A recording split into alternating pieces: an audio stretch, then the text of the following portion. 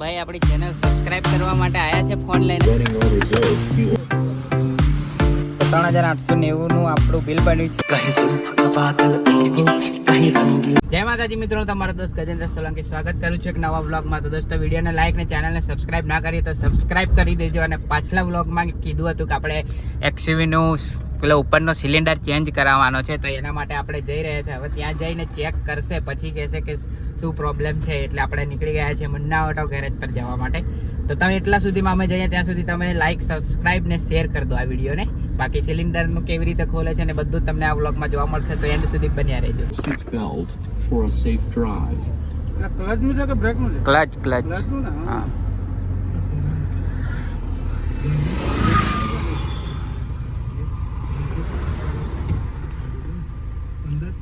આપણે ત્યાં ગેરેજ પર જઈને આવ્યા અને સિલિન્ડર આપણો ઓકે છે, પણ નીચે જે ક્લચ પ્લેટની અંદર બેરિંગ આવે એનો ઇસ્યુ છે. તો એનો આપણે ખર્ચો 15,000 થી 20,000 રૂપિયા થશે. એટલે ગાડી 3-4 દિવસ ત્યાં મૂકવી પડશે. તો હમણાં તો આપણે ગાડી ફેરવવાની નથી, એટલે આપણે ઘરે જ મૂકી રાખીએ. કેમ કે હવે આપણે પૈસાની સગવડ ઓછી છે. કેમ કે જાયલોનું કામ કરાવીને પછી આનું કામ કરાવવાનું, એટલે આ હવે જાયલો આપણે ફેરવશું. આ હમણાં થોડી વાર દિવસ ઘરે મૂકી રાખશું, પછી આ સેટિંગમાં થાય સેટલમેન્ટ, પછી આપણે આવશું ને આને મૂકી જશું. એટલે ક્લચ પ્લેટ, પ્રેશર પ્લેટ ને બધું નાખશે, પછી કમ્પ્લીટ થઈ જશે. સિલિન્ડર ઓકે છે. મને લાગ્યું કદાચ સિલિન્ડરનો પ્રોબ્લેમ હશે, કેમ કે પેડલ ઉપર નહોતું આવતું, પણ બેરિંગનો પ્રોબ્લેમ નીકળ્યો. સિલિન્ડર આપણું લીકેજ નથી, કમ્પ્લીટ છે. તો બેરિંગનો પ્રોબ્લેમ આવ્યો, એમાંથી 20,000 થશે એવું કીધું છે. એટલે થોડા દિવસ પછી કરાવશું આપણે. હવે આપણે જઈએ છીએ ઘરે જઈને ઓઇલ, પાણી ને એવું બધું ચેન્જ કરી નાખીએ. બસ પછી તો બીજું તો કંઈ ચેન્જ કરવા જેવું છે નહીં. આ સનરૂફ બતાવવાનું છે, કેમ કે આ ખુલતું નથી સનરૂફ. હા, એની મોટર જામ થઈ ગઈ છે કે શું છે આ જો. આ હું બટન દબાવું છું પણ હલતું જ નથી ને એની જગ્યાથી, કે પછી કોઈ ફ્યુઝ ઉડી ગયો છે. હવે એ બી ચેક કરાવવાનું છે. તો બધું કામ કરાવવાનું છે, પણ હવે ધીરે ધીરે બધું કરાવશું.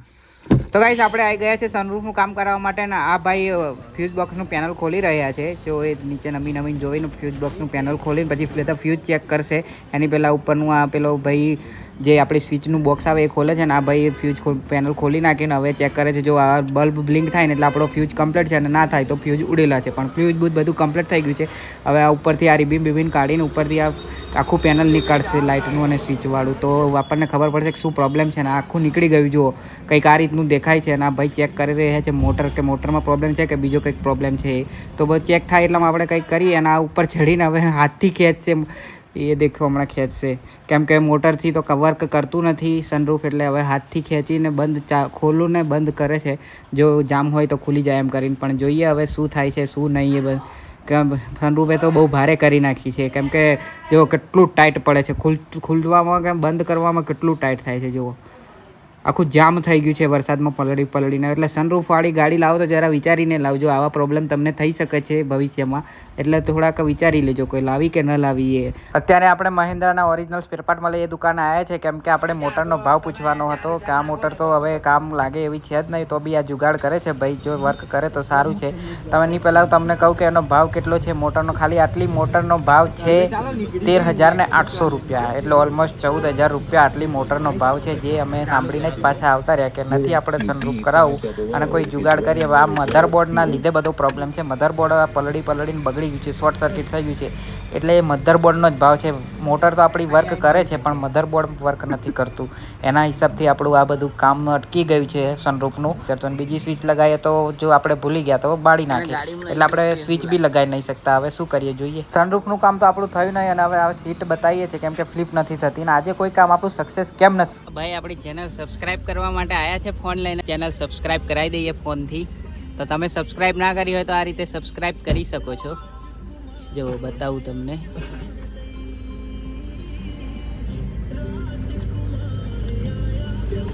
ચોટી ગયું. આવી ગયું.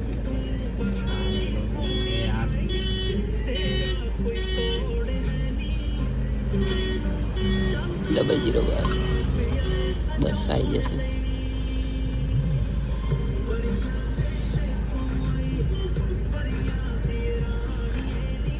જો સબસ્ક્રાઇબ આ રીતે કરી શકો છો તમે પણ.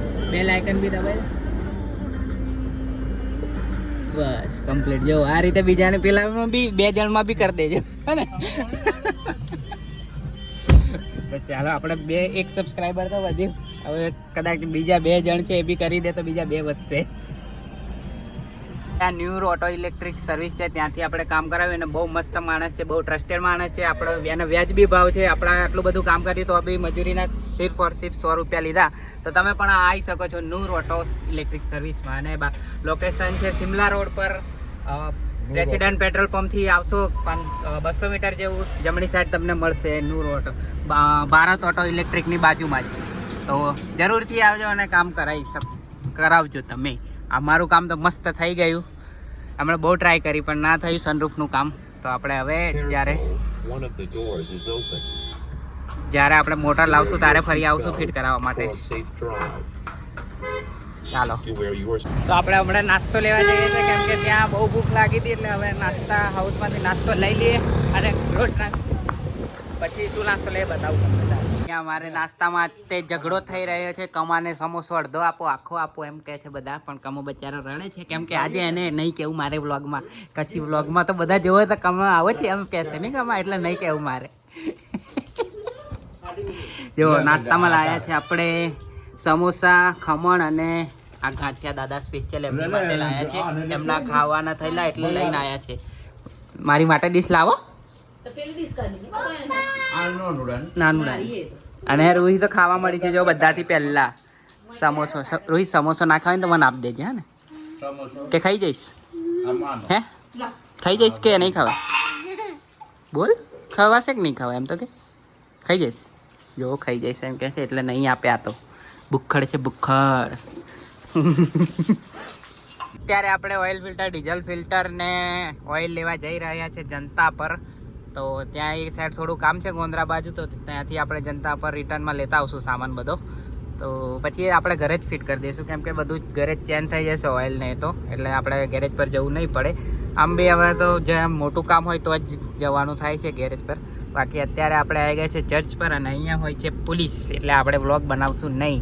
અને ત્યાં સામે જો બ્રિજ બનવાનું કામ ચાલુ છે, પુલિયું બનવાનું કામ. તો ક્યારે બની રહેશે તો મને નહીં ખબર, પણ અત્યારે કોઈ નથી. બપોરનો સમય છે, 4 વાગ્યા છે, એટલે કોઈ પોલીસ નથી. દેખો બધું ખાલી ખમ છે. ચાલો, આ સામેથી સૂર્ય આવે તો કાચ કેટલો ખરાબ દેખાતો હશે જો.